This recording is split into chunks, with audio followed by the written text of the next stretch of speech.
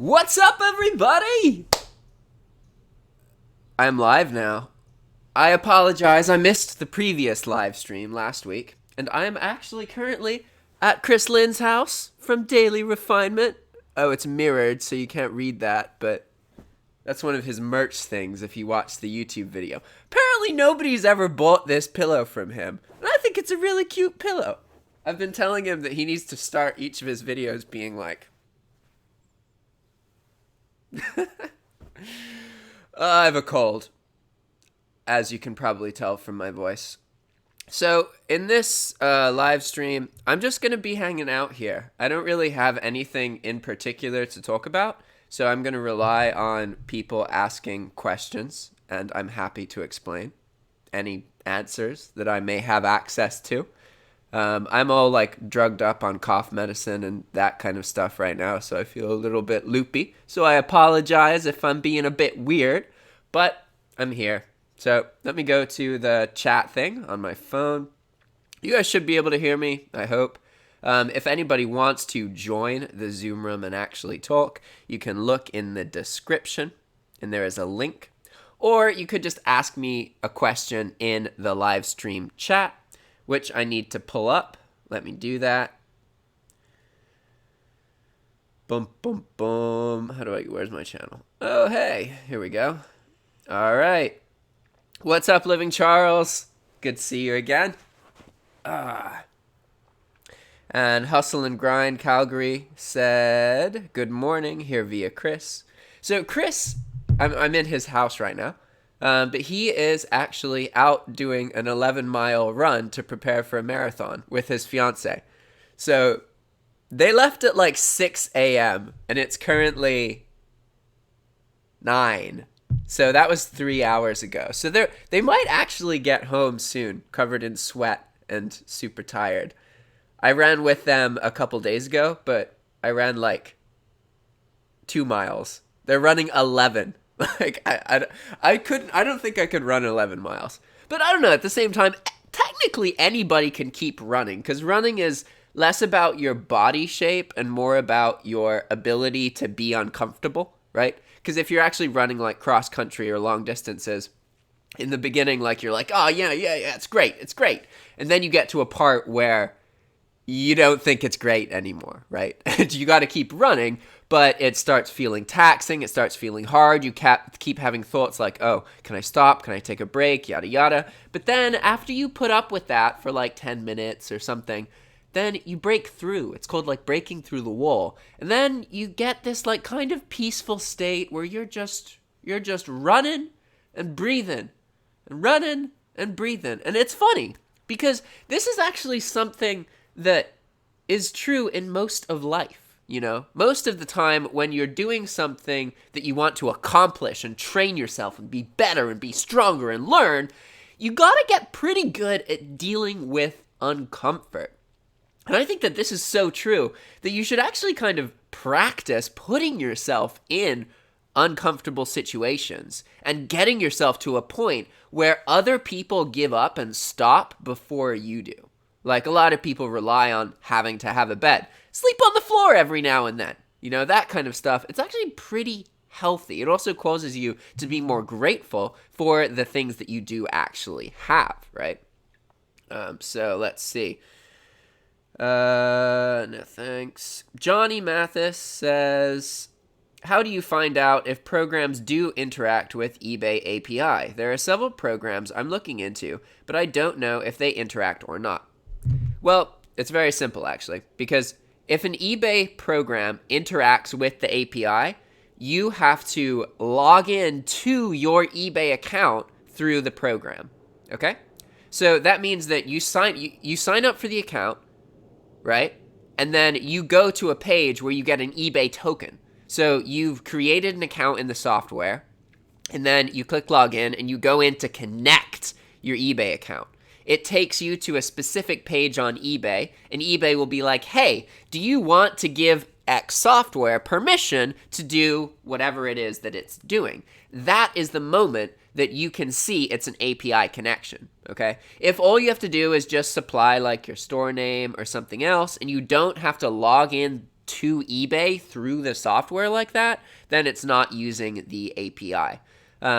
So there's a lot of software that will just export a file exchange file, a CSV file, for example. You can actually create listings, edit listings, delete listings. You can do everything you do on eBay without the API and without logging into the website, just through Excel files, CSV files, which stands for comma separated value.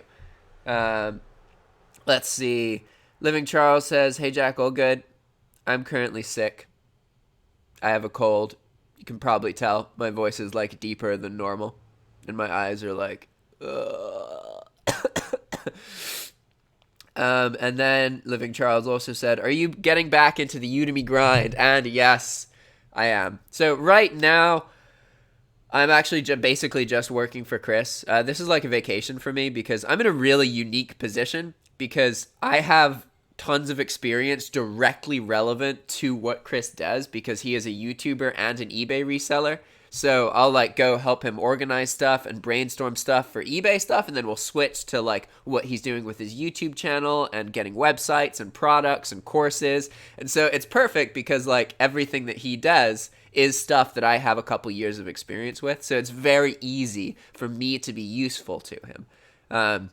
And I also love all this kind of work. Like I love having a huge, overwhelming pile of shit, like stuff to sell, right? And having to sort through it and create systems for everything and organize all of it, right?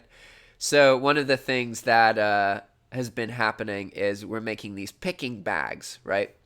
Because Chris has basically in California, this state is so consumer based. There's so much stuff being bought and returned and sold that your supply as a reseller is unlimited. If you just develop a few relationships with places and you buy their returned products, big retail like outlets, you can very easily turn these products for a profit. Now, say that you're trying to double your money, right? You're trying to buy something for $50 and earn $50, which would mean you need to sell it for like 120. That's pretty hard. Then you need to really put your time into identifying items. However, if you're just trying to be profitable, you know, like buy something for $50, earn 10, $20 off the sale, you got unlimited supply. It's not a matter of finding the items. It's a matter of developing systems so that you can like process the scale of all the items that you want in order to earn as much money as you want. Because say that you want to be a full-time reseller and you live in Wheeling, West Virginia. Well, if you're earning $1,000 a month, you're probably pretty good. But if you want to be a full-time reseller and you live in San Francisco or Los Angeles, well, you gotta perform like 2 or 3 times as well, right? You gotta scale a lot. So it becomes more important to have effective systems. But again, while it is true the cost of living and rent and all that is way higher here, it's also a consumerist society where there is basically unlimited product, right? Like a couple days or yesterday, I was doing some errands with Chris and we went to this consignment store and he got like a pair of shoes, paid like $800, flipped them on StackX for $1,050 or something, $950, something like that. So we made like $100 in like 5 minutes, 10 minutes, just like boom. And so for reference, StackX is a marketplace where the buyers are found before the listings. So to sell something on StackX, you don't actually make a listing. It's like the buyers make the listings, basically. Buyers say like, hey, I want this and I'm willing to pay this. And then you as a seller scan a barcode and then it tells you, oh, hey, we have buyers for this. There you go. You send it to StackX. They verify its authenticity. Gold. No returns, no problems like that. It's pretty awesome, right? Let me look at the chat again. So, Learning English says, hey, Jack, how to avoid flagging an account on eBay? Okay, that's really complicated, to be honest. So, if you're from the drop shipping scene, then you're probably talking about the drop shipping flag. Now, we got to take a step back because the reality is there are tons of different flags. And the drop shipping flag doesn't actually exist. There isn't a part of eBay that's like, is this person a drop shipper? Yes or no. It's more like, does this person have activities that are associated with drop shippers who are using retail arbitrage websites like Amazon or Walmart?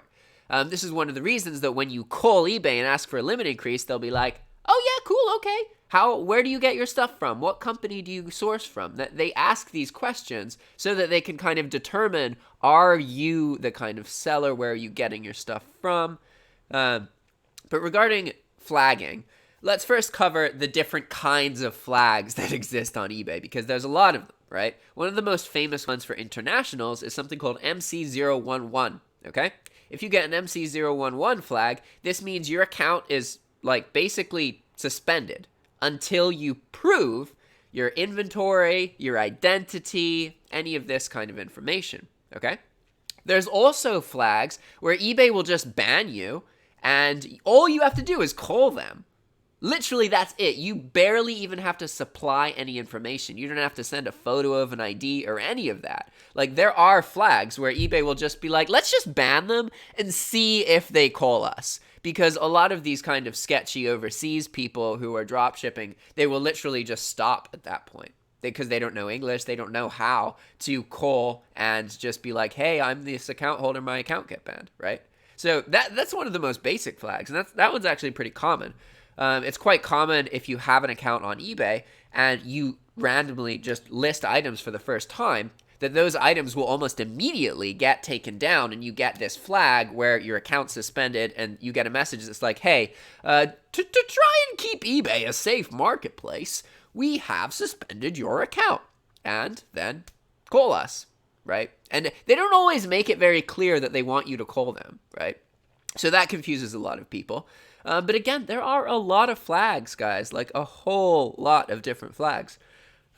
So one flag concerning dropshipping that does actually exist, right? Okay, keep in mind, this is all my perspective, my opinion. I'm really well connected with a lot of different eBay sellers, both physical and dropshipping, right? And that, I think, gives me an edge, because the physical resale world and the eBay dropshipping world are not mingled. A lot of the people who dropship do not physically sell, and a lot of the physical sellers do not dropship. I'm not saying all of them, but in general, these worlds are almost completely separate. So you'll find that there's information that is really common among dropshippers that isn't common among resellers, and vice versa. There's information that's really common among resellers, physical resellers, but not common among dropshippers.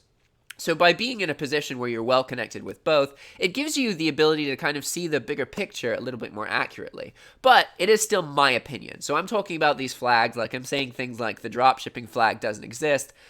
That's just my opinion. Like, the reality is I am not eBay. I can't tell you with complete accuracy whether something happens or doesn't happen. I can just share things from my personal experience, right? But so the flag that people think is the dropshipping flag is something called item location mismatch. So this is when eBay sees that you have a history of shipping items out from a different location than the location that you claim in your eBay listing, okay? So we got to take a step back here to understand this better, because when you have an eBay listing, even if it doesn't sell, you claim where the item will come from, okay? When you make an eBay listing, you put in a zip code of the origination of the item. So why is this important? Why does eBay want this? Well, one of the things that buyers do in order to decide if they want to purchase something is they look at the location of the item, right? And this is something that you've probably done if you've ordered things on eBay before. I absolutely do this anytime I order on eBay. If I see that there's 3 different sellers available for an item that I want, typically used items, right? Then I will look at the prices and the locations of the item. That's really all I care about. I don't care about feedback at all. I just like, well, I'll look at the photos to see, as long as I want the item, I'm not going to be worried about like an account that has like 98 feedback versus an account that has 100. I literally personally don't give a fuck about that. What I look at is price and item location, okay? So, again, we first need to understand why item location is relevant. And it is very relevant to buyers because they factor it into their purchasing decision. Think about it. If you live in New York and you want something, it's for sale on eBay from New York. You can purchase it and it's going to arrive one day after it's shipped. Okay? Now imagine that there's 3 sellers of this item. One is in New York, one is in California, and one is in like Idaho or something. And the most expensive one is in New York. It's like $3 or $4 more. Even if this was a $20 product, I would still pay $4 or $5 more to purchase it from the person who's gonna ship it to me fastest, right? And location-wise, if I'm already in the same state I'm purchasing it from, or one state away, I'm gonna get it way quicker. So the problem here is, what if that person's lying? Or what if they're just wrong? I as a buyer, pay more because I think I'm going to get the item sooner, but then that doesn't happen, right? Because the item just says it's from New York, when in reality it's from California. So as a buyer, I get quite frustrated because I paid more thinking I would get it sooner because it shipped out of New York. But then it doesn't ship out of New York because New York was just a default location. That moment is item location mismatch. And that frustration that I feel in that moment is the reason that eBay cares about your accuracy of where your items are coming from. So the reason that this item location mismatch flag is so commonly associated with dropshippers is because as a dropshipper, you don't know what warehouse your source is going to ship out from. It is completely possible that your order for your customer is in New York, and maybe Walmart or Amazon has a warehouse in New York. But that doesn't mean that they have the exact item that you sold in that warehouse. That item could be warehoused in Idaho or California or Kentucky, right? A lot of these warehouses are kind of centralized. So they'll have warehouses in the center of the country, warehouses on the coasts, right? But the point here is that item location is probably the most realistic flag when it comes to flags that actually cause problems for dropshippers in particular. So if you hear people saying there's a dropshipping flag, there isn't really a flag that is like, okay, this person is dropshipping. There are flags that are associated with dropshipping activity, such as this item location mismatch. And again, we've established that eBay cares about this because eBay cares about the buyer's experience. And if the buyer is making decisions and spending more money, expecting the item to get shipped out of a specific place, and that doesn't happen, this degrades the buyer's experience, regardless of actual price or the actual item itself.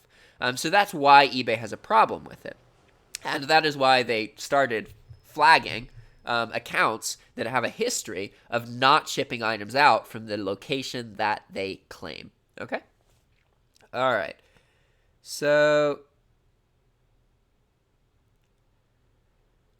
let me look at the chat now. All right. Things I have found says, hello, Jack. I had canceled too many items this evaluation period from an eBay, and it looks like my performance level will be below standard after July 20th. What will happen to me? Okay. So it depends on the way that you canceled your items. If you canceled and you claimed that you were out of stock, there's a couple repercussions from this. So depending on the scale of these mistakes, on the worst end of it, you could have just screwed your account, because once you go below standard, your final value fees go up, and eventually you lose your ability to sell on eBay. However, just because you canceled a few orders doesn't necessarily mean that that's going to happen. Oftentimes, eBay will work with sellers and allow you to increase your metrics and get your account to above standard. The problem is that during this process, your account limits may be decreased. You will not get account limit increases. So it can be really hard to grow at scale. So there will be situations where you cannot keep selling or you lose your account because of this. I really need to have more information to tell you accurately what will happen. Because say that you canceled 2 sales and you're below, you're going to be okay. You can recover from that. Say that you canceled 20 sales and you have 30 orders, you're fucked, like completely fucked. You have to make a new account basically. So, one second, I got to exit out of WhatsApp.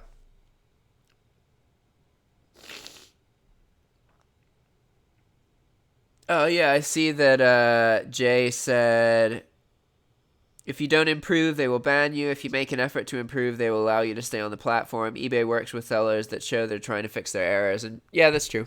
Definitely. 1 second, I gotta like blow my nose and stuff. Oh, man.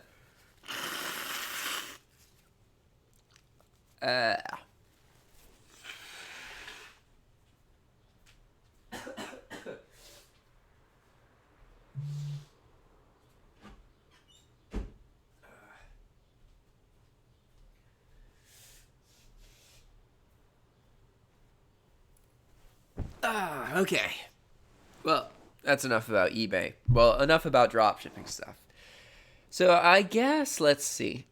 I can share a bit about what I'm working on because, as you guys know, or as some of you know, I was focused on Skillshare for 4 months and I got banned. Basically, Skillshare has an affiliate system where people sign up through your affiliate link. They get 60 days of Skillshare for free, and then you get $10. And basically, what happened is somebody used my affiliate link multiple times with different email addresses to the same credit card information. So from Skillshare's perspective, it looks like I am abusing their platform, right? And at first, I was going to fight harder to get my account back and that kind of thing, but honestly, I can't, like, one of the reasons that I was excited about Skillshare is because I perceived it as an opportunity, not just for me, but also for any of you guys. And this is a learning lesson for me because I can't recommend Skillshare to everybody. Because the reality is Skillshare banned me for something without proof, and they offer no way to appeal this. And this is a recurring problem with Skillshare across tons of different people. And I personally like, okay, the argument, yeah, there was fraud, so they banned you. Makes sense. But to just ban somebody completely that is not a good business practice, right? Especially in this case, I didn't do the thing that I got banned for. I'm an influencer. I'm talking about Skillshare. It is in their best interests for me to keep talking about Skillshare and keep generating positive content. Especially, like, okay, look at this. You want to look at something real quick? We're going to go to Skillshare, and I think it's called Ripoff Report. Something like that. Where, yeah, look at that. Okay. So Skillshare, on Trustpilot, it has some pretty good reviews. But there's a couple places where, like, frustrated consumers talk about things. And you can see that the Skillshare has, like, 1 out of 5, 2 out of 5, that kind of thing. So they have, like, an established history of doing this kind of stuff. And it's definitely a bit frustrating from my perspective because, right, so the thing that got me in trouble was that they saw that multiple affiliates came from the same credit card information, so they marked me as fraudulent. But they could just have a policy where they only pay out to one unique credit card number. They literally can see that information, and they could prevent a buttload of fraud through an automated system without banning their users. Because it's much harder to commit fraud where you have to actually get other credit card numbers than it is to just make new email addresses. You want to see how easy it is to make new email addresses? Let me show you. Okay, we're going to go to eBay, and I'm going to register a new account. And I'm going to call it Jack Pitman.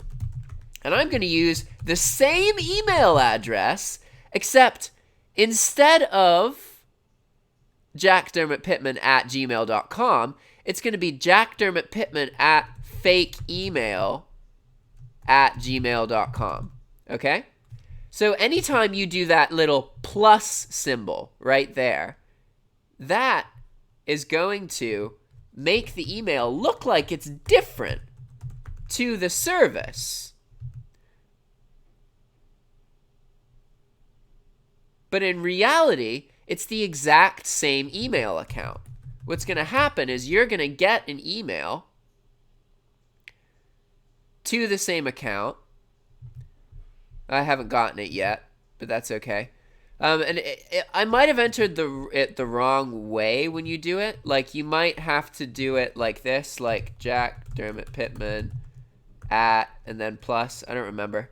But basically what this does is it puts it to the same email address, but when you actually receive the email, it's going to have whatever you put after the plus in the subject line, right? And to the service you're using, this looks like a different email address, when really it's actually the same email address. That's literally all you have to do. You literally have to just be, I'm going to use the same email, put a +1, +2, +3, +4. You can make 100 different emails that all go to the same email account, because most of these services don't have checks to see if it's forwarded and that kind of stuff. They treat that plus symbol as actually part of the email, when the reality is the email doesn't consider it part of it. It just is like, okay, that's my sign to put that in the subject line.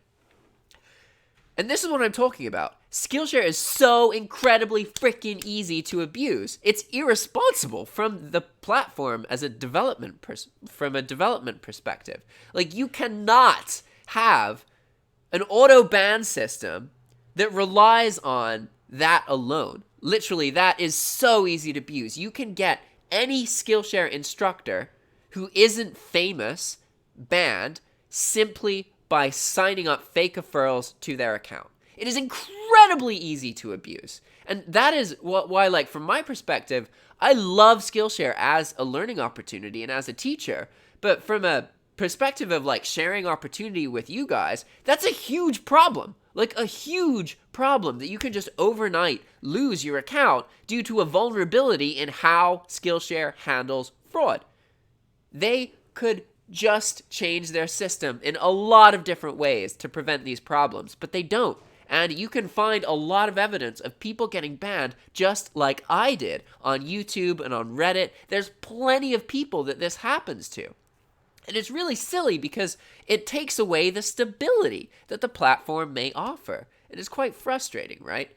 But so I've kind of accepted, like, I'm not really too worried about being banned on Skillshare anymore, because honestly, like, if that happened to me, it totally can happen to you guys. And it probably will. And it already has happened to 1 or 2 of my students.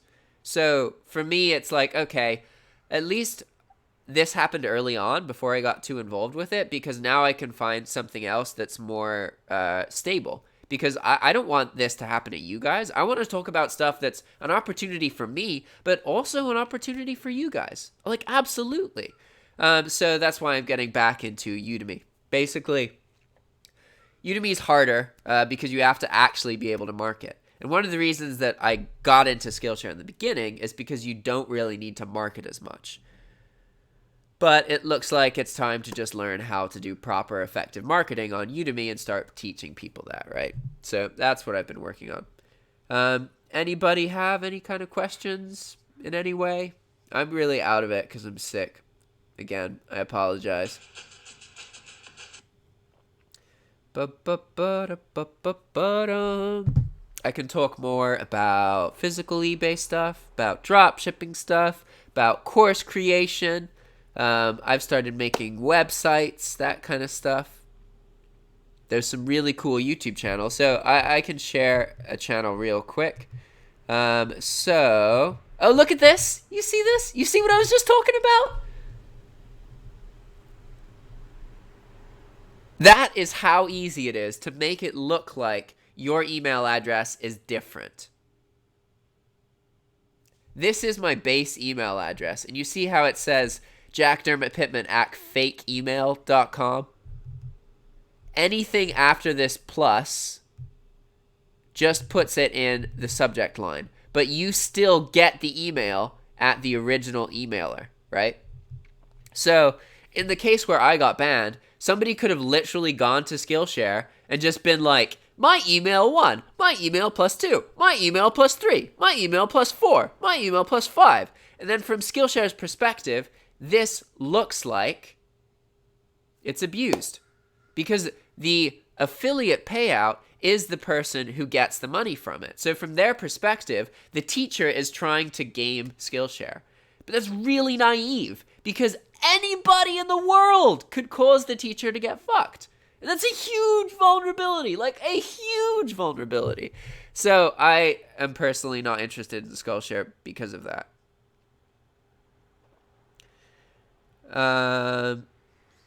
Okay, so things I have found says, why don't you try Kindle publishing?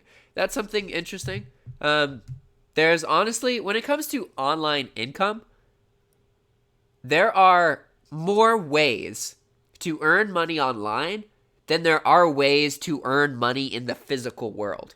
There are so many different things that you can do to earn money online. And that's what makes the whole process so funny. Because we have a whole world of people who are running around doing jobs for other people. A lot of people hate their jobs. They're miserable. They're depressed. And they think that they have to live that way. They have accepted that that is how their life is. When the reality is anybody on this planet with an internet connection can literally just step out of that system and step into a world where they earn money online doing things that they love, meeting people that they want to become like. Anybody, everybody on this planet with access to an internet connection has that ability. No matter what country you live in, you may think, oh yeah, you just think that, Jack, because you have U.S. citizenship, so that makes it easier. You know what? It doesn't make it easier. It makes it different, okay? Yeah, I have U.S. citizenship. This also means I have to give a third of the money I earn to the United States, regardless to whether I'm there, right? So when I'm earning money in Nicaragua, I'm paying the U.S. a third of everything that I earn. You don't have to do that as somebody based in a foreign country. And so you also may say, oh no, Jack, I don't care about taxes. I can't access the money. I don't have a social security number. I can't get these things. Let me show you something real quick. This is just an example, okay? Just an example of many services. But any person in this planet with the ability to get a credit or debit card from your country, not a U.S. one, anybody has the ability to create a U.S. business identity and operate with that U.S. business identity. Maybe you think that's really complicated and crazy. It's actually super, super simple. There's something called Stripe Atlas, and I'm not saying that this is the best program for this. What I'm saying is, no matter who you are, no matter where you are, you could just start earning money online. The problem isn't how to do it. The problem isn't if you can do it. The problem is your brain, your mentality, okay? Stripe Atlas is a program where you can literally create a U.S. company for $500. And then you can process payments with this company. You can open accounts in this company's name. You can verify these accounts through this company, separate from your own ID, okay? And that's one of the things that the more I get into online income and the more people I meet, the more I understand, like, holy crap, literally anybody in the world can just step out of their problems and live a better, more interesting life through usage of the internet.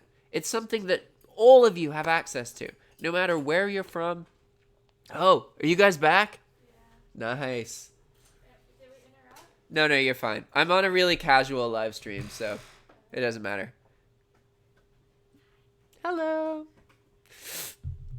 All right, let me look at the questions here.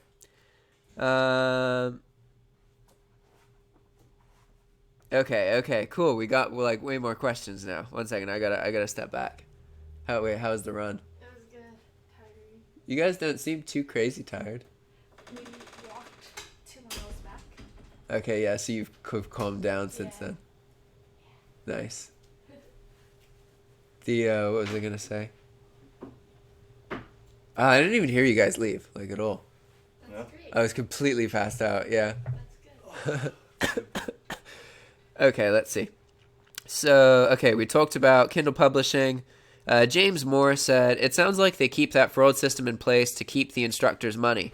Hey, this is a perfect opportunity to talk about the paranoid mindset. So, another obstacle to online income is the fact that most humans on this planet are very hesitant and paranoid, and they think that everybody is out to get them, okay? Your ability to separate yourself from other people is directly correlational to your ability to change that mindset. Everybody's a cynic. Everybody's paranoid. Thoughts like that prevent you from actually becoming successful. You live in a world where you can do anything, literally anything you want using the internet. And you can enjoy it. You can earn a really good amount of money doing things that you love and enjoy. It doesn't even feel like work. That is completely possible, okay? In order to have that kind of life, you have to change the way that you think. You have to convince yourself that that is true, right? And for me, that change didn't happen until I met people who earn money online. Once I made eye contact with people who were earning money online, it dawned on me that it's just another profession. Like, nobody doubts that doctors can make money or lawyers can make money. You don't see people being like, oh, I want to go to law school, but I don't know if I'm going to earn any money doing it. Like, maybe somebody won't get a job, right? But the reality is people do it. It's not impossible. You don't have to doubt it. It's just a matter of if you will apply the steps to make it happen, okay? So you have to be really, whoa, somebody donated $50. Holy shit. Dang. Brad, you just blew. Nobody's ever done that before. Holy crap. So Brad said, can you help me make a Udemy course? You did a good job and you dropped. Yeah, absolutely, dude. I mean, you just gave me $50. That's like, so when I do counseling, that's like an hour or 2 hours of my time. So just send me an email at jackdermotpittman@gmail.com, or send me a Skype message, and then we'll set up a call and I'll talk to you. Considering you just donated me $50, I'll talk to you for free for like 2 hours. That's completely cool, dude. I'm happy to help, especially because you're interested in making courses and Udemy stuff. That is what I'm doing right now. So yeah, I'm perfectly happy to do that. All right, let's keep going. So James Moore, so you said, can you give some examples? So please remind me, because I look at the questions, then I start talking about stuff, and then I go on rants, and I get distracted. So I'm not sure exactly what I was talking about when you asked for examples. So if you can clarify what specific examples you want, like what are you talking about? Are you talking about examples of people getting abused on Skillshare, or are you talking about Udemy or dropshipping or eBay, right? There's a lot that I've covered. Or maybe it's about online income and different ways to earn online income, right? Because I made a comment that there's more ways to earn money online than there are to earn money in the real world. So, like, maybe you're talking about that. But just clarify, and then I'll get to the question, okay? So Adam Whale says, I have done Kindle publishing. This relies on fake reviews, which is illegal. People should stay away from online income streams that uses a short-term traffic to game a platform. Yeah, I absolutely agree. But it's not accurate to say that Kindle publishing relies on fake reviews. That just means that whatever the most popular strategy you've seen for Kindle publishing, relying on fake reviews, but that doesn't mean that you need fake reviews to be successful on Kindle publishing. So just be careful with your mentality, because the reality is, if supply exists and demand exists, then you can make money doing something. We have to be really careful with the language that we talk to ourselves on, especially because there's this really common defeated mindset that most people have. And so most of the time when you're trying to find an opportunity in some way, It's really, really easy to be like, oh, this used to work, but it doesn't work anymore. But the reality is there's always a way to earn money from doing something. It's just a matter of being really creative, knowing the right people, and identifying a system. Um, but aside from that, I completely agree that you should stay away from anything where you have to fake stuff in order to make it on a platform. To be honest, that just comes from impatience.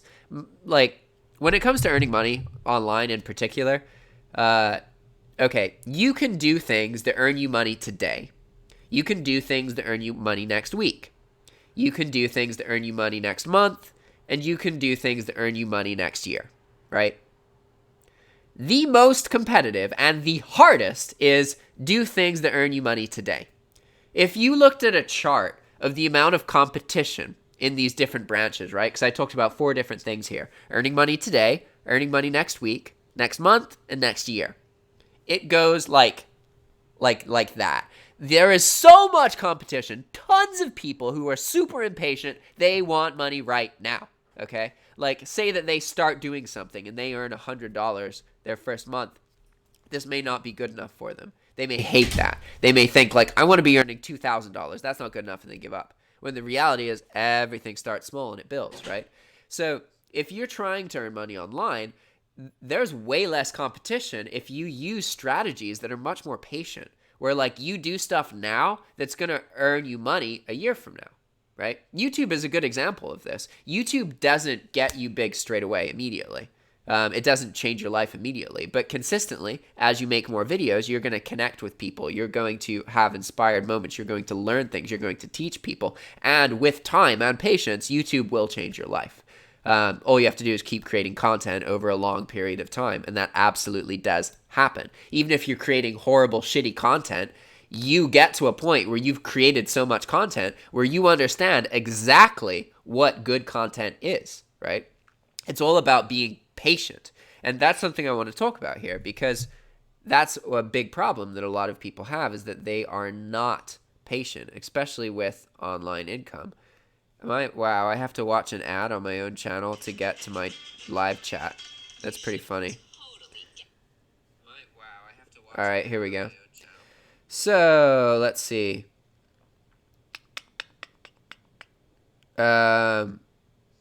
Okay, James Moore says, okay, Jack, that is not true. You do not pay taxes on your first $100,000. It's called foreign earned income exclusion. So that is only when you are working for a foreign company. Keep in mind, yeah, it's true. I live in Nicaragua, but I don't have a Nicaraguan business. I'm not paid by a foreign company. My physical location doesn't matter. It's basically irrelevant as far as income tax is concerned, because my business is registered in the United States. So the foreign income thing is only if you are a U.S. citizen who has a job in a foreign country and you're paid by a foreign entity, okay? In that situation, yeah, you don't have to pay income tax to the U.S. But again, I'm talking about having a U.S. business. And don't get me wrong, like I'm paying a third of my income that way. There are ways to make that much smaller. You can actually like open businesses in Hong Kong, have yourself paid out by these foreign companies. There are ways to legally pay like 2% income tax. That is completely doable. But for most base layman people who don't know all of these logistical stuffs and haven't put the time to do all that, and maybe they're not earning enough money to really make it worth it, right? Because if you're earning a couple grand and you're living in a country like Nicaragua, you're set, like completely set. Losing a third of that, like kind of matters, but you still save so much money by living in the other country that you're not as motivated to pay less taxes as you are when you're in the U.S., right? But absolutely, I agree that there are ways to limit that amount, and you can get it to be as low as like 2%. There's some kind of sketchy stuff people do, but technically, if you know all the laws, you talk to the right people, create businesses in the right country, get yourself as an employee of these businesses, then like the world's basically your oyster. There's even situations where if you grow a business enough, you can get visas and that kind of thing. You can get your friends visas if they're in the right situations because you have a company that can hire them on paper and give them jobs. And like it's insane what you can do with businesses registered in the right places. Okay, so let's see. Jay says, in Australia, we have Gumtree, which is the same as Craigslist. We have around 800 items listed on Gumtree, cross-listed on our eBay store. What I've noticed is that these days, most people are asking for items to be posted. So I had a little idea that if I were to dropship items on Gumtree and offer postage to Australia-wide in the listing, people would buy the items. There seems to be no competition for this, and there are no fees and hardly any rules at all. Any thoughts? Oh, heck yeah, that sounds great. So, opportunity-wise, let's show you a chart. There's a famous chart that you should think about in this situation. What is it called? The opportunity curve? Opportunity curve.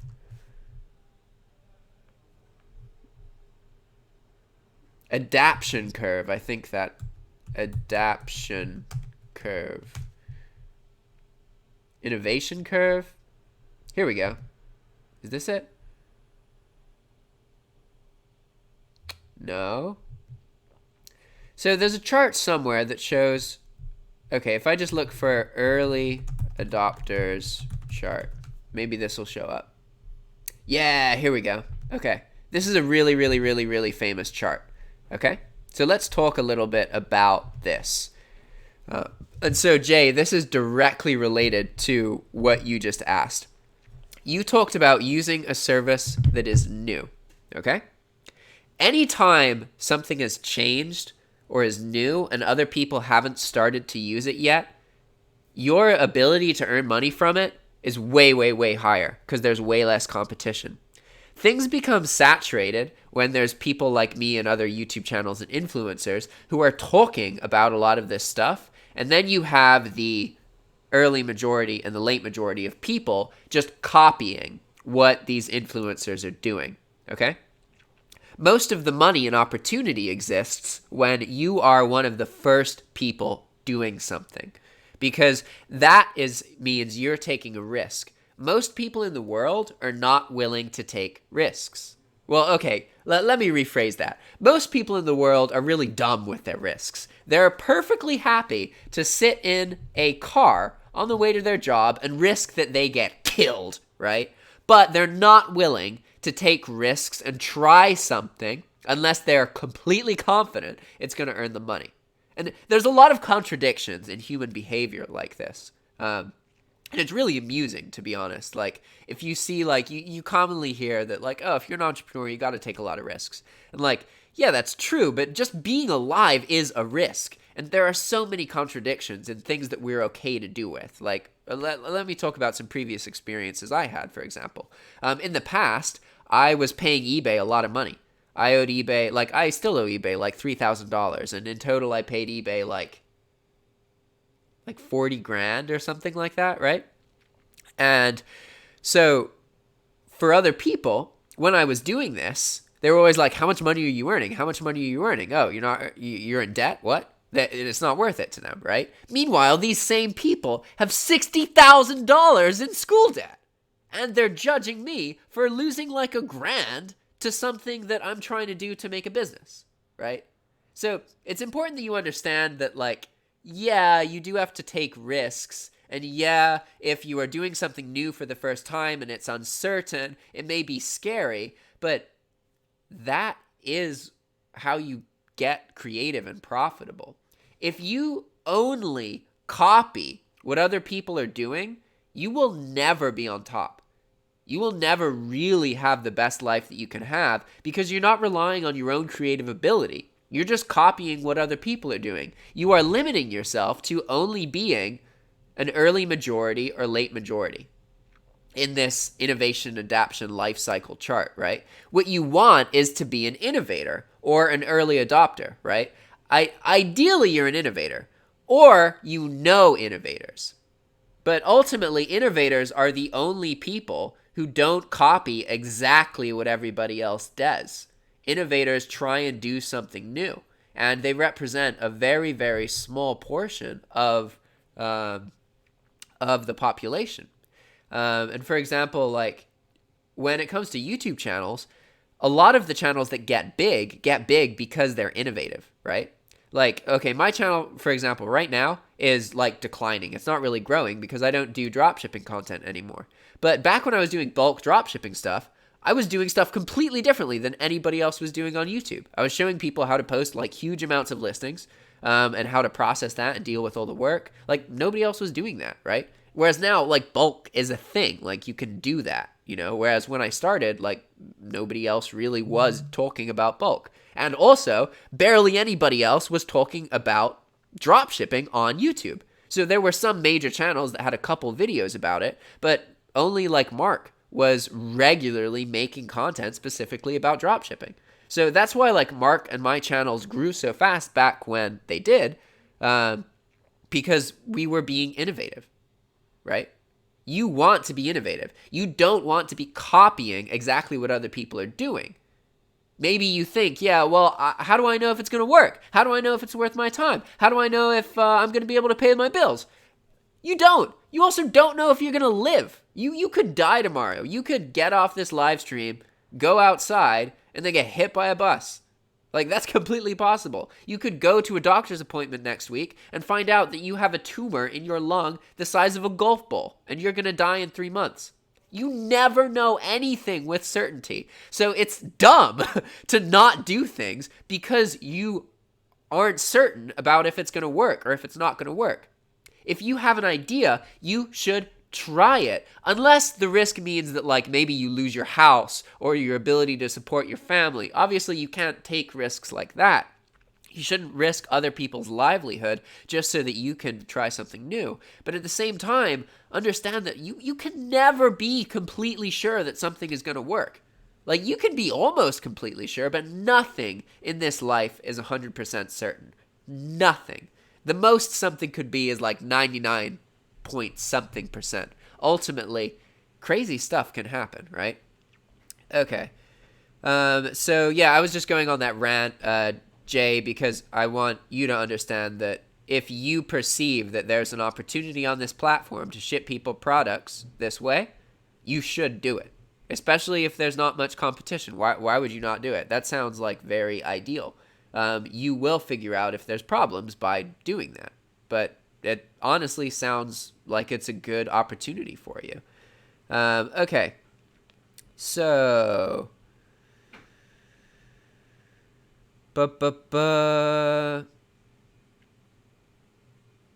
Adam Whale says, correction, the so-called top earners use fake reviews. Yeah. And so that's tricky too, because understand that anytime you're looking at a number in like a video, it's super easy to fake. Like even a PayPal balance. If you've ever seen a video where somebody shows their PayPal balance and they have like $99,000 or some big number, and they're trying to use this to get credibility, there's a big game of people out there who just use numbers to fuck with your head and make you think that they're worth listening to, okay? But let me give you some insight into how easy it is to cheat and make a video where you're showing a PayPal balance that's wrong. So in any internet browser, you have the ability to change and edit the source code of the web page, right? So there's a source code that is showing you the web page you see. You can edit that source code, right? So imagine you're on a PayPal account. Your PayPal account has $10 in it. You can right-click, click View Source, go to the console, and literally just change that number to be anything you want, and then cancel out of the page source, refresh the page to show the updated page source that you've customized, and boom, you have a video where your PayPal balance shows $99,000 even when you're scrolling up and down. That is how easy it is to fake this kind of stuff. So many people online are these kind of gurus. Their business model is do anything possible to convince a person that I'm worth trusting to get them to purchase my $100, $1,000 product. They don't give a crap about whether they're lying or telling the truth, okay? That is real. There are a lot of people out there like that. And it's so easy to fake stuff. Like, And I've had experiences like that where I've done YouTube content with other people, and these people have used services to fake the metrics on YouTube videos that I published, right? There have been 2 times where people have paid a service to artificially inflate one of my YouTube videos. And I can tell this because I can see the analytics. And I can see that, okay, yeah, it looks like 20,000 people have viewed this, and the average view duration looks like it's 20 minutes, but nobody's thumbed it up. There's no comments. None of the other analytics match with that amount of traffic, right? People do that all the time. There are people whose YouTube channels look like they have hundreds of thousands of subscribers, but in reality, they actually only have like 10,000 real people in that subscriber pool. A lot of people fake these metrics. And again, anytime someone's faking metrics, it is to convince you, as a buyer of their product or service, that they are worth listening to. And that's a reason that I've always been very, very hesitant to use numbers in my videos. I understand that a lot of people want income reports and this kind of stuff, but I don't like the audience that gets generated from videos where you say like how I earned $10,000 in 30 days. Because the reality is that the vast majority of people who watch this video aren't going to do the long drawn out process that it took to make that work happen to get that money. They just want to just copy you word for word and try and get the money quick. Because remember, when it comes to online income, almost all people are rushing, impatient, and trying to earn money now. That's the most competitive form of online income, trying to earn money now. The second you start trying to do things that earn you money next month or next year, you cut your competition to a point where it's almost non-existent. The amount of people who are willing to work on something every now and then for a year before they earn money is almost non-existent compared to the amount of people who are willing to try something today to try and get money now. Most people are really impatient. And one of the easiest things you can do is just ask yourself, okay, what are things I can do to earn money in a month versus earning money in a year? And doing these things. You may think, oh, a year's a long time. Like, it takes like 4 years to get a college degree. Then you got to find a job, work your way up, right? Life's a long, drawn-out process over multiple years. So you working on something for 2 years online, like, that's not that bad. It really doesn't take that long, right? Okay, so let's see. Things I've found says, reviews for my legit FBA business have been hard. I have to pay a service to email and beg for reviews. I get them, but I think similar for Kindle. People don't leave reviews. Yeah, and that's completely true. So a lot of people don't leave feedback. On eBay, for example, if you're not pushing people to leave feedback, then you can expect feedback in like 1 out of every 10 transactions.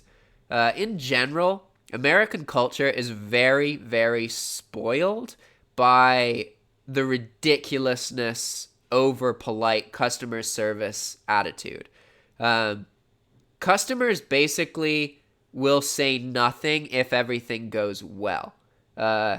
Typically, they're more likely to say something good if something went wrong and you handled it really well. That's the scenario where way more people will actually give you good feedback. In a scenario where they purchase your product or your review and everything goes fine and there's no problem, most people are just not going to talk about it. Because in their heads, that's what they expect. They expect to get what they want quickly and it to be exactly what they expected. So if that happens, okay, that's normal, right? Whereas if something goes wrong, they're like, yeah, they are happy to give bad feedback, right? Like if something goes wrong, you're much more likely to get bad feedback. However, if something goes wrong and you handle it really well, you're much more likely to get good feedback. But it is important to understand that that's true across almost all platforms. Most people won't give feedback unless something goes wrong. And then they're more likely to give good feedback than if nothing happened at all, as long as you handle it properly. So what increases the chance of actually getting feedback more than anything else is an obstacle or a hiccup in the process, right? That is what will determine whether you actually get good feedback or bad feedback. All right, let's see what's next.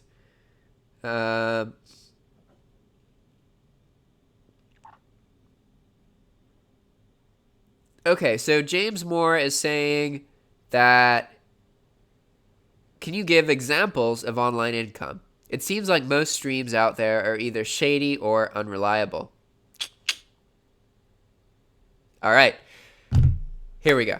So I will give you many different forms of online income, okay? Shady and reliable forms of online income are things that get you money now, typically. And that's, again, what I'm talking about. When most people think of online income and they've done a little bit of research, they're thinking about they want money right now, okay? That's where all the shady stuff exists. All the fast money is more likely to be shady. But as you become more patient, there are tons of options. But before we explain all these different models, we need to make sure that you understand a basic law of online income, okay? So here we go. Here is the law of online income. If you can remember just this one thing, then you will be able to understand a lot of different online income models, okay? For profit and income to exist, you need a product and you need traffic. When product and traffic interact, that is profit, okay? Profit and income is always created by some form of product and some form of traffic interacting. You cannot have profit with a product alone. You can also not have profit with traffic alone. Okay? So we have products and we have traffic. Same page? We still good? So now let's talk about some examples of this. Because things aren't created equal, right? Like some online income is much more stable. Some online income is much less stable. And when it comes to traffic, you have traffic you pay for or traffic you provide. And again, if money is being earned, there has to be traffic and there has to be a product. Okay? Even if you are working for somebody, like you're a virtual assistant or you have a remote job, right? That's online income. There is always traffic and a product. You're just playing a little role in the bigger picture. These two things have to touch for online income to exist, okay? And with traffic, you can either be paying for the traffic or you can be providing it organically, right? Now for the products. The product could be physical or it could be digital. And then there's one more separation. The product can be your product or it can be someone else's product, okay? So let's talk about dropshipping as an example here. Because if we think about this law of online income, we can start to predict what business models are potentially more profitable and also more reliable. One of the reasons that dropshipping is so unreliable is because you are basically on the bottom of the food chain here. You are paying for traffic, okay? You're not providing it yourself typically. You're paying for traffic, and you don't own the product you're selling.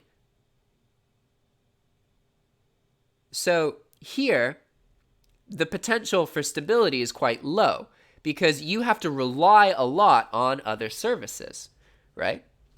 Whereas, say that you were dropshipping and you were providing the traffic and it was your own product, that's completely different. In this scenario, the potential for stability and profit is much higher, right? So an example of this is, let's talk about when you don't own the product.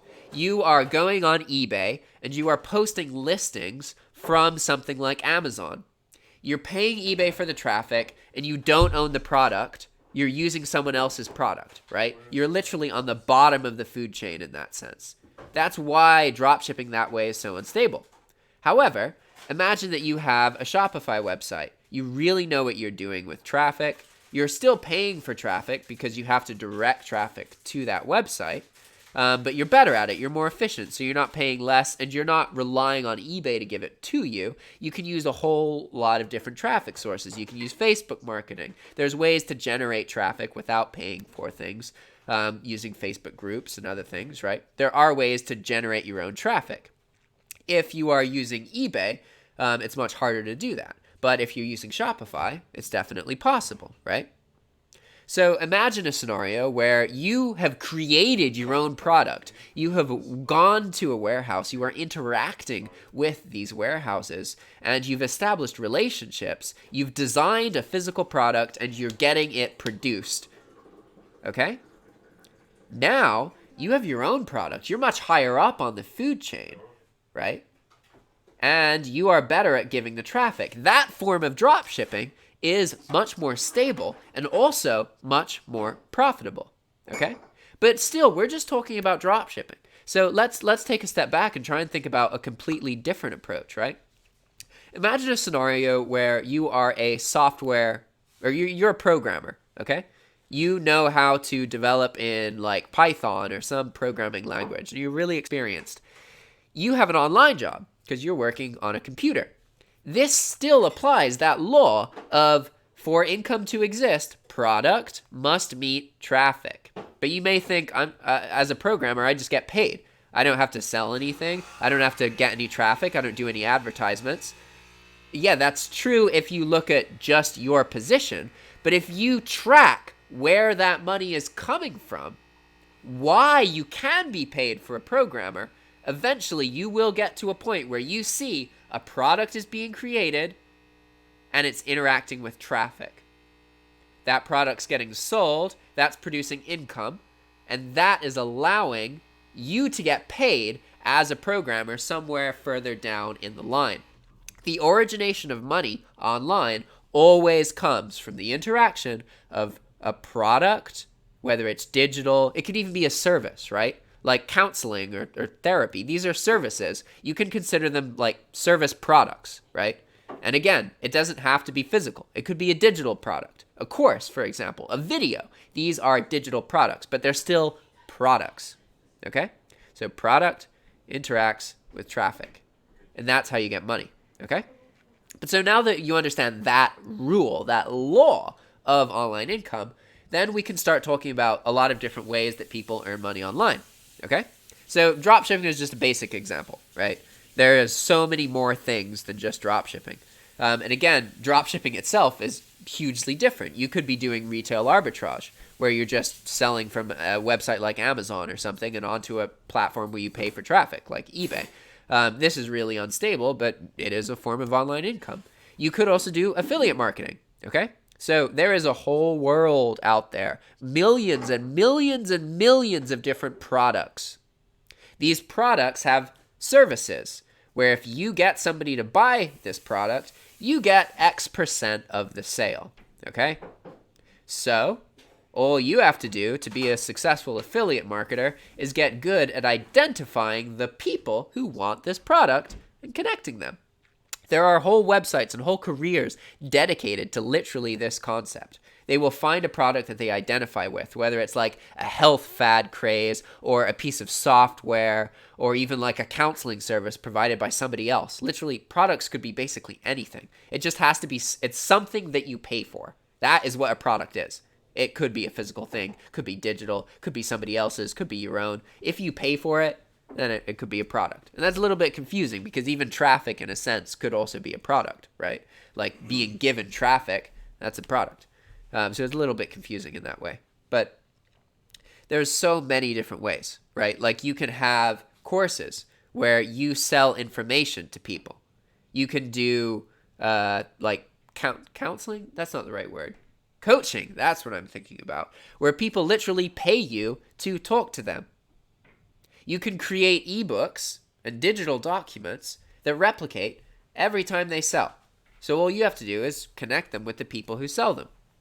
You could find people who are doing this and help them sell them and get money from the affiliate stuff. You can purchase designs and art online and repackage it and resell it on other marketplaces. You can do print-on-demand services, where you work with an artist and you create t-shirts that are relevant to current trends or fads. You advertise these products and get them to sell, right? For example, imagine that there's a big football game or something, and it's between one team and another team. You can create products that are literally just sentences on t-shirts that are commonly used by these fans. Like like for example, like the Steelers say black and yellow, right? That's a thing. I don't know anything about sports, so I'm about to embarrass myself a lot. But to use that as an example, say that you put black and yellow on a shirt. All you have to do is identify the group of people, figure out a phrase that they identify with, and connect them, okay? Then you can earn money that way.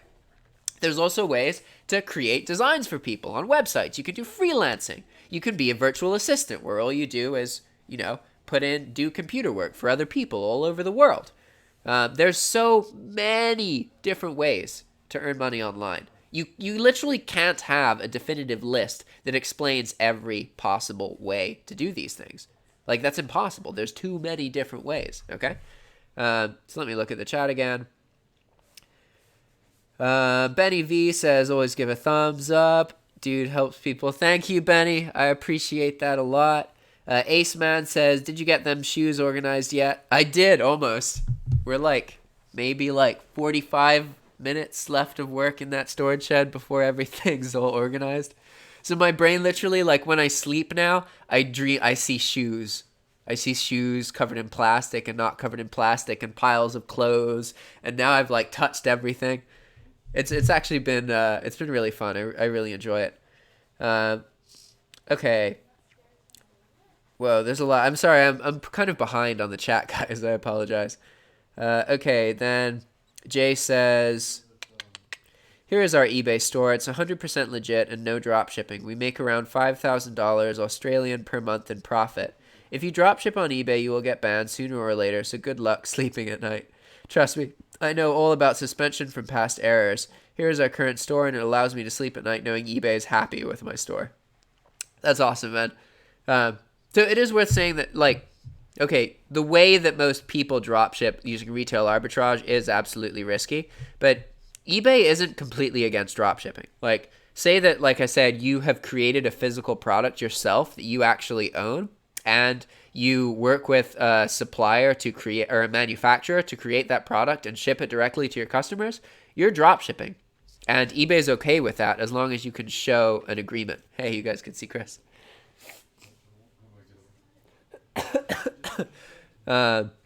So drop shipping itself isn't always bad, but it is inherently unstable. eBay will always prefer that you have the ability to actually, have your physical products and that kind of thing. Okay, Ace Man says inspect element for the win. Yeah, exactly. So for those of you guys who don't get that reference, earlier I was talking about how you can inspect source pages and change the website so the numbers are whatever you want. And this is a trick that people will do to fool people into thinking they have a lot of money in their PayPal account. And like you said, you literally just inspect the web page and change one variable. You could do it in less than 60 seconds and then record a video showing what looks like a bunch of money. It's completely possible to fake everything. Miguel Campuzano says, is no bullshit drop shipping legit?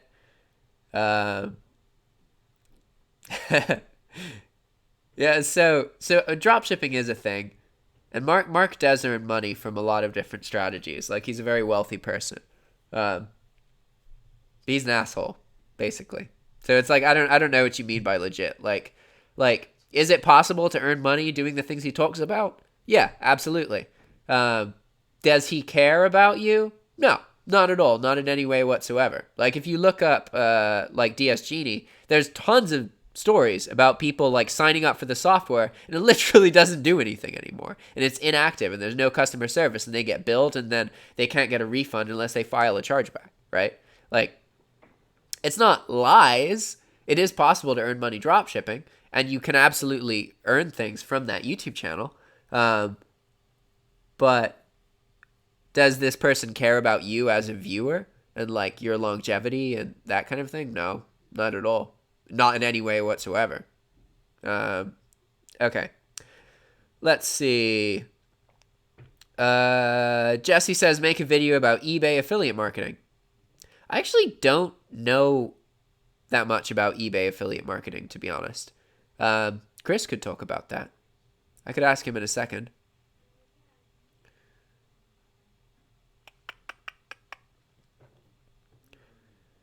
One second. When I will get back to that question because Chris is in the room right now. But when he comes back out, I'll ask him to sit down and then answer that question. Okay. So if you guys have any other questions for Chris, I'll ask him in a second, or in a couple minutes. Okay, so Ace Man says, I love how all the DS gurus talk about, I made 10K in 30 days, but in reality, they made a fraction of that 10K. Turning 10K cash a month to make 5 to 10% of it is a terrible business practice for anyone who knows business. Yeah, it's true. And that's what's funny too, is like people just kind of make up numbers and they're like, oh, I turned $100,000 in sales. And it's like, so you could sell $100,000 in stuff and lose money. Like that is easy, like completely doable. It's also possible to create $1 million in sales and lose money or earn nothing just so that you can have screenshots and videos showing people a store that convinces them that you're worth listening to, so they buy your $1,000 shit. Like that is literally a business model, is establish a system to convince people with numbers that I'm worth listening to, sell them expensive product, rinse, repeat. Dropshipping plays a role in that, but that's the basics of like MLM and a whole bunch of other stuff. The world's sketchy, guys. A lot of people are shitheads. Okay, Hustle and Grind says, I include a thank you note and a quick reminder to leave feedback in all of my orders. I get about 35% feedback. That's really good. Definitely. Typical on eBay is like 5 to 15% feedback rate. 35% is really good. Actually, when I started, wow.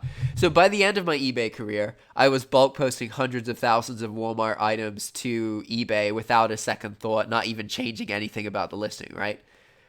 When I first started selling on eBay as a physical seller, I was selling Nintendo 64 games. I was writing handwritten thank you notes in every single sale. I was also including a cleaning kit in the games.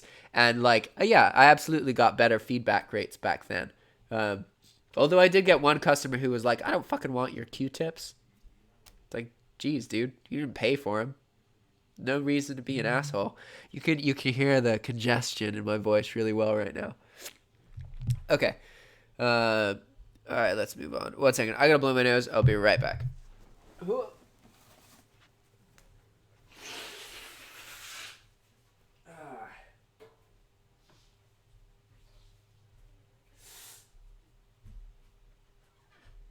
Chris, do you have any interest in sitting down on this for a second? Wait, is anyone there? Are they gone? Oh, they're outside.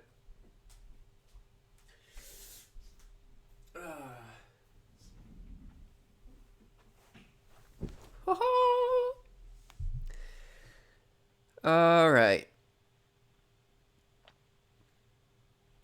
Okay, and then Aceman says, our numbers have shown over the past decade, if you get 2 out of 3 to leave feedback, you're doing better than most. Yeah. Or 2 out of 3 out of 10. Makes sense? Yeah, that was the same thing I experienced with, so when I was bulk drop shipping, I'll share some metrics, right? Because I posted over 200,000 items to eBay, and I learned a lot, right? And these items varied in price from like $10, $20 to $2,000, okay? And one of the most useful things that I learned is that if you are posting items to eBay, sell-through rate doesn't change that much based on price. So say that you post 10,000 items and they're all $30, and you post 10,000 items and they're all $1,000, you will absolutely earn more money with the $1,000 items. The problem is that there's more fraud and there's more problems that you have to deal with. But if you think about it, like selling $1,000 item can earn you between $100 and $300 depending on what you're doing. That's like between 10 and 100 sales for other people, right? But that was the most interesting thing I learned, is that like it didn't seem to really matter what cost the item was. the sell-through rate was typically between 0.5 and 0.7% back when I was doing this. So if you posted 1,000 items, you could expect 0.5% of them to produce a sale in the first 30 days. Okay? So the easiest way to increase the profits was just to make the price of the items way, way, way higher, because you still get roughly the same quantity of sales, but every time they sell, you earn a lot more money, right? But obviously that's more risky, and one of the reasons for that, it's not that there's as many people purchasing these $1,000 products, because the reality is there's not. There's way more people who are purchasing like $20, $30 products. If you look at all online sales, the vast, vast majority of them cost between like 10 and 30 bucks. They're cheap, okay? Or less than 30 bucks. Like if you also look at Walmart's inventory, like 80% of their entire store is less than like $30 or $40. They have way more items that are cheap than they do that are expensive. However, the expensive items are a high barrier to entry because people are scared of the cash flow, they're scared of the risk, and they have account limits. So one of the reasons that the sell-through rate doesn't change that much, even though there's way less buyers, is because there's also way less competition, and so it causes kind of like an equilibrium or a balance of sorts. So let's see. Then Jay says, I think he's responding to Ace Man. Jay said, I agree. If we sell 10,000 on our legit eBay store, we make around $5,000 or $6,000 in profit. We currently sell around $8,000 to $9,000 per month and net around $4,000. That's pretty good. Even for a resale, like that's a pretty good profit rate. Also, having physical stock is a good feeling. Then we can drop ship on sites that allow it, unlike eBay. Yeah, true. Ace Man says, our email list built over the last decade is probably our most reliable and predictable source of income for years now. Yeah, email lists. I didn't mention that. Email lists are like gold. It's insane. If you have a list, even if it's of like just a couple thousand people, as long as they are like of some kind of niche or they all share some kind of interest, it makes it crazy. That functions just as well as a YouTube channel. Because a YouTube channel works the same way. Like you have subscribers, that's your email list, right? And the highest conversions are going to be on the videos you were doing right now, right? So every time you make a video, if I say to buy this course in this video, it's way more likely that I'm going to get a sale of that course as the video gets published within the first day or two than it is that I get a sale of it in like a couple months because somebody watched the video. Same thing with email lists. You can literally just send out emails every couple days, and those emails trigger purchases of these products. So creating an email list is like, if you do a lot of research on like online income and affiliate marketing and all this, that is like the foundation, creating that email list.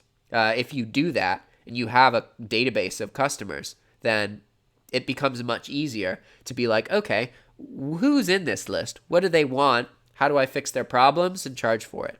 Boom, right? Okay, so Classic Cars says, why eBay suspend your account without giving you any justifications for the suspend? Classic Cars, I'm not sure exactly if you're talking about my eBay account or in general. So I'm going to answer both of these questions, okay? eBay typically uses a system to get you banned. So you have to get in trouble multiple times. However, eBay reserves the right to just ban you overnight and also suspend you, okay? So imagine that eBay thinks you are being a fraudster. They think you're not the person you say you are. They can just place a suspension on your account because if you're a real person, then you're going to call eBay and be like, hey, my account got suspended. What did I do? And there's a lot of times where that's literally all you have to do to get the suspension removed. They literally just want to see if you're willing to call them and get it fixed. They want to make sure you're not an automated account. You're not a robot, okay? However, that being said, maybe you were talking about me getting banned on eBay because I am banned on eBay. I cannot have an eBay account. Okay, that's kind of misleading because basically if you get banned on eBay and you move and you create a new PayPal account, you can use eBay. It's actually pretty easy if you have the ability to change your address. because essentially, eventually, the information that eBay blacklisted expires, and your name alone, like my name's Jack Pitman, right? I'm not the only Jack Pitman in the world. There's tons. These services can't just ban names. They have to ban identifiable information like billing addresses, credit card numbers, PayPal account emails, right? So say that you get banned on eBay, like I'm banned, right? Jack Pitman is banned at my previous billing address and at my PayPal account. So say that I change the email of my PayPal account to a new email, I move, I can make eBay accounts again. And yeah, if eBay was a smaller service, maybe they would realize, oh, this person's doing eBay work again. But the reality is eBay's so big, the chance of an eBay rep being like, hey, that's Jack, he's making videos, but we banned him, super unlikely because all the shit's automated, right? And they have hundreds and, well, thousands of different employees. But in my case, I was banned for a reason. I wasn't banned on eBay just without reason. I had so many items. There were problems. There were, like, I was copying photos, right? Like, that alone is enough to get banned eventually. But the thing for me that got my account banned was I was selling a product called Neurobian, and I had it enabled for international shipping through GSP, okay? Neurobian is trademarked in the US by a different company than it's trademarked in the UK.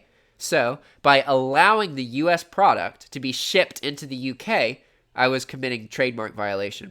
So, they considered that a counterfeit claim, okay? And eBay takes counterfeit claims really seriously. So, that's why I got banned. James Moore says, did I finish setting up my website for teaching Nicaraguans? No, I have not. I'm still working on it. And now I understand like these concepts that I've talked about in this video, like the laws of online income and that kind of stuff. These are all things that I've developed to teach Spanish speakers. And I also changed the strategy because I realized I don't have to just target Nicaragua. I could target all Spanish-speaking countries because the conditions are basically the same there, right? So I'm still working on that. But I have put that aside a little bit because I need like all my Skillshare courses. I made 5 Skillshare courses. 6 actually, 5.5. They don't exist anymore. There's a hole, right, in that sense. I've made all this content and it isn't accessible by people. So it's more of a priority for me to figure out how to get that reposted. And what makes sense is instead of making a new income stream, because that takes a lot of work, I already earn money from Udemy. I'm already a known teacher on Udemy. So I should just update my Udemy profile with all these courses, even though I'm not super interested in Udemy in the long run, but I need to kind of fill the gap that I was earning money from Skillshare. And if I could make my Udemy income go up a little bit and at least make these courses be accessible, that's like what I'm focused on first. And then the second priority is getting that Spanish website launched, and luckily that should be pretty simple. I understand now very well, like in my mind, exactly what I want to do for that service and also how to advertise it. One of the recurring things is I meet Spanish speakers because I live in a Spanish speaking country in Nicaragua, and most of the time, like, they're like, holy shit, you're a YouTuber, you earn money online, like, holy fuck, we can't find jobs, that's awesome. They really want to learn from me, but they don't speak English a lot of the time. So now I'll have a website where I can just be like, hey, here you go, you have access to it, good luck. And then that really increases the chance of it getting shared organically because I'm making real connections with these people. And in Nicaragua in particular, I stand out a lot there because, like, there aren't that many white people. And there also are like barely any people like me who are trying to teach people. So it's very easy for me to meet people and share this information. Like when I went to Costa Rica, for example, in one week, I interacted with 25 different individuals who all had some kind of interest in earning money online. Because I skate, and skaters are usually really poor, and they like that idea, right? And it's super easy to meet people. But yeah, those are just my thoughts. Okay, let's see. Nasnoka says, any ideas of selling domain or info? Yeah, that's something you can do. You can resell domain products. For example, something people will do is they will purchase domain names that they think people are going to use for like $8, $7, and then they'll just repost them for like $100, $200. If you own a domain that's like capitalism.com, something like that. Individual word domains can sell for like $100,000, $1,000,000 in some situations. So it's an interesting world because there absolutely are people who just buy tens of thousands of different URLs, hoping that one of them is going to be really in demand because of some kind of trend or famous person, right? And that's actually a business model. People do that, right? They buy buttloads of URLs for like $7 or $8 a piece, and then they try and flip them for $100,000. If you're paying $7 per URL, right? Let's do some basic math real quick. Let's say that you spend $50,000, $50,000, and you pay $7 per URL. That's $7,142. So if you're able to sell one of those URLs for $100,000, that means that you only have to sell 1% of 1% of all of those items, right? So that's something that people do. I don't know. I've actually thought about buying domain names for like $7 or $8 and then trying to flip them for like 10. Not trying to earn like tons and tons and tons of money from it. I don't know. That's probably something people do. Generally online, you should assume if it's possible, somebody's doing it. Because for you to see content where people are talking honestly and openly about a business opportunity, that means that you should expect that there are hundreds of times that amount of people who are doing it and not talking about it. Because most people are hesitant and scared of losing their opportunity once they're earning money from something. So they're not going to share it. Only a very small portion of people who earn money are actually going to honestly share the information necessary to earn that money. So anytime you see somebody talking about something, you should assume that there are way more, exponentially more people who are doing the thing, earning money from it, but not saying anything about it. Reseller Hey, Michelle, what's up? Good morning.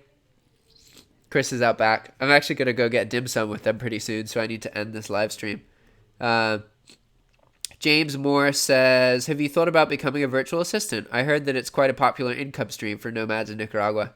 Yeah, honestly, like a lot of my friends have, basically if you speak English, you can get hired by a call center, which is similar to being a virtual assistant. And it is pretty popular. Personally, I don't like trading my time for money. I like making things that earn me money in the future. Like my life consists of income from stuff I've done in the past. I don't like hourly pay.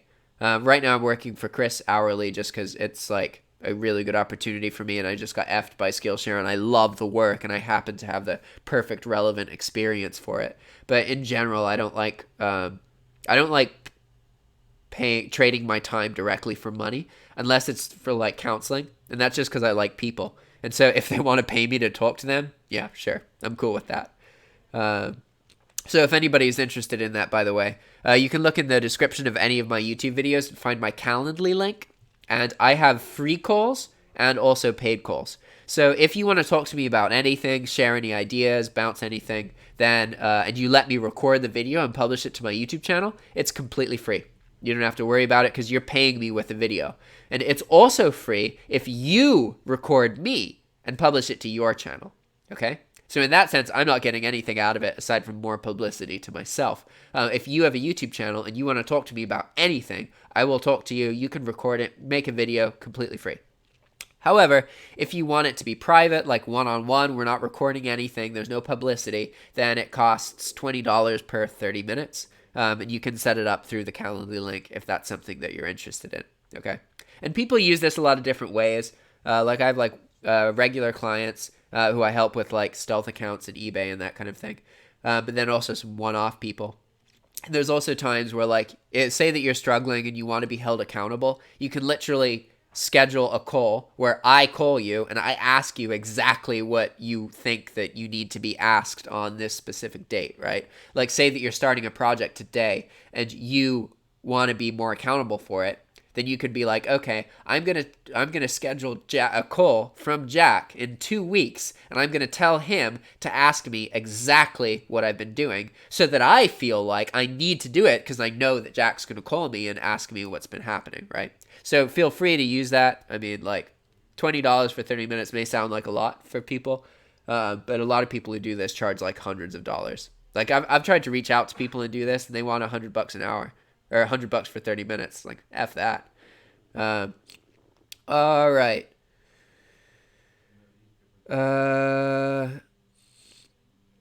Rumor Aceman says rumor has it Amazon has started hammering more and more dropshippers and RA sellers recently with tons of proof of authenticity and invoice requests. Makes sense. Most of the Amazon dropshippers that I know don't start dropshipping until they verify their account or establish history. So they start using FBA or some kind of physical sale on eBay, and then they move into dropshipping after 3 months or after a year or something like that.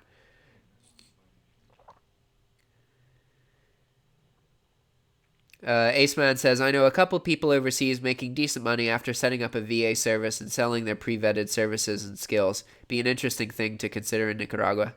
Yeah, absolutely. I've thought about that before. Like, for me, it's not as interesting, but for other people, definitely is. Like, in Nicaragua, earning $10 an hour is like earning double what a college degree gets you, right? Like one of my friends who's educated has a nice job, like in like fancy corporate setting. They got like food courts in the place and Wi-Fi and everything. She earns like $7,000 a year, something like that, and that's like pretty good for Nicaragua. So if you're earning more than that, like if you're earning $1,000 a month in Nicaragua, you're really, really, really well off. Aceman says, the problem with domain name selling is about everything you can think of that is desired has already been bought by speculators in the name register boom in the early 2000s. Yeah. Well, that's the thing, though. It's your ability to predict when people will want things, right? Because these sales do happen. But it is like, that isn't a new concept. So it's really competitive in that sense because like the .com boom happened like 2 decades ago, right? So if you think about like drop shipping as a competitive thing, drop shipping isn't as common, wasn't very common until a couple of years ago. Now you can get any information you want about drop shipping for free. Like 10 years ago, that wasn't true. So Kafir says hello. Hey man, good to see you. Michelle says I miss dim sum. Yeah, it's gonna be awesome. I haven't had dim sum in a while. There's actually a dim sum place in Managua. Yeah. So Kafir pointed out that the DSM tool affiliate link works for you with previous videos. Yeah, and that's exactly one of the ways you earn money online. Like anytime you did something in the past, like I'm not doing anything to make these videos now, right? They're just videos that existed in the past, and now they're being done. Jack, we want to eat soon. Okay, yeah, I'm on the last question now. Benny says, what is a good website to post myself as available to help with instructions to fix things? There's a lot of different ways. So there's freelancing websites. The easiest way for you to identify these would be to go to Google and search for list of freelancing websites or Upwork alternatives. You got a lot of options there. Literally, there's like 10 or 20 right off the top of my head that I've heard about. But the easiest way would be for you to just Google them. And then also if you want to run a YouTube channel or something like that. Okay, so I'm going to end this stream. This has been really fun, guys. Brad, if you're still listening, send me an email. I don't know if you've done that yet, but it's jackdermotpittman@gmail.com. I'll set up a call with you and we can talk about Udemy. Absolutely. Also, you could send me a message on Skype to Jack Dermot Pitman, JackDermotPitman. Okay? And I could share everything I've learned about Udemy, what my current strategy is, what you're doing. We could bounce ideas. It'll be good. All right, man. See you guys. Ciao.